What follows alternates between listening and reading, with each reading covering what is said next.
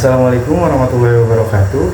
Saya Haji Maulana Sakti dari kelas 3N Manajemen SDM Universitas Wadaya Gunung Jati.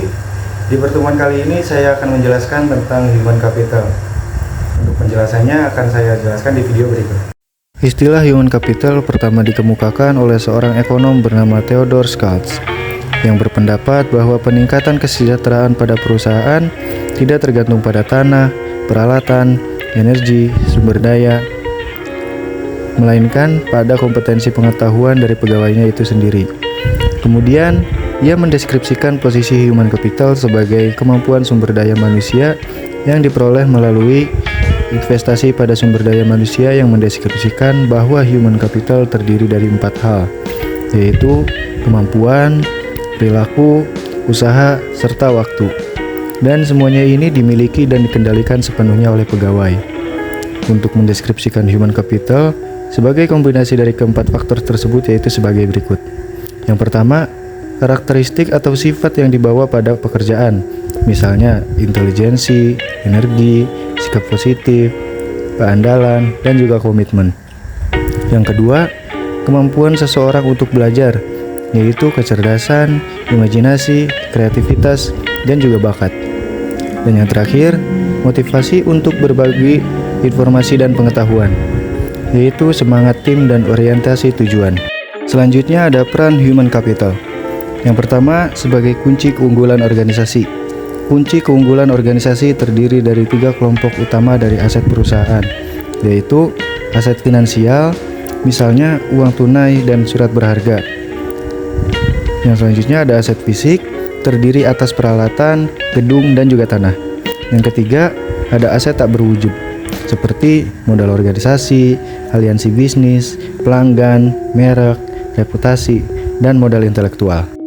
Yang kedua ada hubungan kompetensi karyawan dengan human capital. Dalam meningkatkan kompetensi karyawan, tantangan utama yang harus diperhatikan yaitu kompetensi harus sesuai dengan strategi bisnis, dan kompetensi perlu diciptakan melalui lebih dari satu mekanisme. 5 cara untuk meningkatkan kompetensi karyawan yaitu 5B sebagai berikut. Yang pertama ada buy atau membeli, yaitu mengganti sumber daya manusia yang lama dengan yang baru dan memiliki kualitas yang lebih baik. Yang kedua ada build atau membangun, yaitu investasi dilakukan terhadap sumber daya manusia untuk meningkatkan kualitasnya menjadi lebih baik lagi. Yang ketiga ada borrow atau meminjam, yaitu penggunaan konsultan atau partner efektif memungkinkan berbagi pengetahuan dan desain kerja baru. Yang keempat ada bounce atau melambung, yaitu perusahaan harus mengeluarkan karyawan yang bekerja di bawah standar. Dan yang terakhir ada bin atau mengikat, yaitu mengikat karyawan jangan keluar, merupakan tindakan kritis pada semua tingkatan. Transformasi peran divisi sumber daya manusia. Model konseptual yang dikemukakan oleh Ulrich menggambarkan bahwa transformasi divisi peran sumber daya manusia yang didasarkan pada 2 dimensi utama, yaitu dimensi operasional dan dimensi strategik.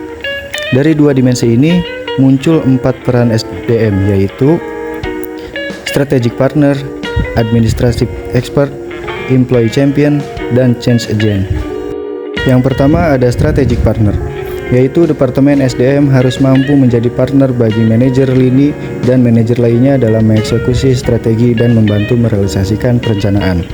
Yang kedua, administrative expert, yaitu membantu tercapainya efisiensi administratif dan memastikan bahwa kos dapat dikurangi dan kualitas tetap terjaga secara kontinu. Yang ketiga, employee champion, yaitu Departemen Sumber Daya Manusia harus dapat menunjukkan komitmennya terhadap manajemen dan pada waktu yang sama berusaha meningkatkan kontribusi karyawan lebih besar. Yang terakhir, change agent. Departemen Sumber Daya Manusia harus dapat menjadi agen perubahan yang kontinu, membantu proses-proses dan kultur secara bersama, meningkatkan kapasitas organisasi untuk lebih baik.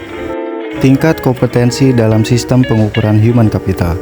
Yang pertama ada activity level, yaitu pengukuran aktivitas rutin sumber daya manusia seperti rekrutmen, pemberhentian, promosi, dan lain-lain.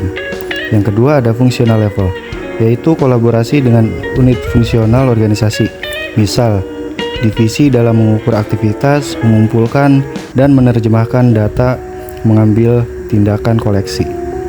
Yang ketiga ada strategic level, yaitu tingkatan analisis tertinggi, sehingga dapat memberikan gambaran perusahaan secara penuh, memberikan pemahaman hubungan antara sumber daya manusia, strategi, dan kinerja. Dari ketiga kompetensi di atas, diketahui bagaimana melakukan pengukuran nilai human capital pada ketiga tingkat tersebut, dimulai dari tingkat korporat dalam unit bisnis fungsional. Tingkat terendah yaitu aktivitas dari divisi sumber daya manusia untuk mengintegrasikan sistem pengukuran tersebut menjadi sistem yang kohesif dalam suatu jalur yang terdiri dari 3 tingkat, dan pada masing-masing tingkat terdapat aktivitas yang dapat diukur beserta hasilnya. Perubahan paradigma karyawan.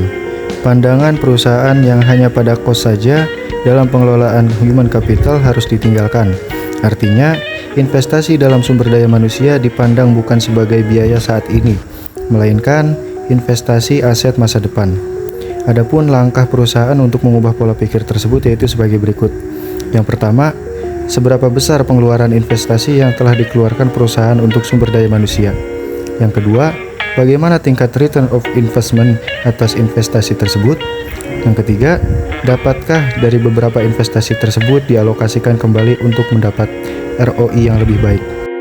Selain itu, tantangan juga dapat datang dari investor jika mereka membutuhkan informasi untuk membuat keputusan tentang sumber daya manusia, sehingga mereka memiliki gambaran perusahaan komprehensif dan dapat memprediksi kemampuan perusahaan dalam menciptakan nilai di masa depan. Yang terakhir ada identifikasi human capital. Dua hal yang mendukung kontribusi investasi human capital ke dalam perusahaan. Yang pertama, karyawan dengan human capital lebih tinggi mungkin memberi layanan konsisten dan kualitas tinggi, sehingga perusahaan tempat mereka bekerja dapat mempertahankan pelanggan atau menarik pelanggan baru. Yang kedua, pelanggan potensial dapat menggunakan kualitas human capital dari karyawan perusahaan sebagai alat penyaring untuk memilih layanan yang mereka sediakan. Untuk keberhasilan perusahaan, proses, atau bisnis apapun tergantung pada 3 keterampilan, yaitu sebagai berikut. Yang pertama ada commodity skill, yaitu kemampuan yang tidak spesifik untuk bisnis tertentu saja, dapat langsung diperoleh dan lebih kurang sama nilainya bagi setiap bisnis, misalnya kemampuan mengetik dan kemampuan komputer. Yang kedua ada leverage skill, yaitu pengetahuan yang meskipun tidak spesifik untuk perusahaan industri, tetapi relatif lebih berharga bagi perusahaan tertentu daripada perusahaan lain. Misalnya, programmer di bank berbeda nilainya dengan programmer di perusahaan komputer.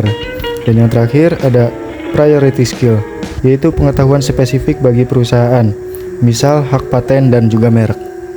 Itu tadi penjelasan dari saya mengenai human capital. Semoga teman-teman semua dapat memahami apa itu human capital. Sekian dari saya. Wassalamualaikum warahmatullahi wabarakatuh.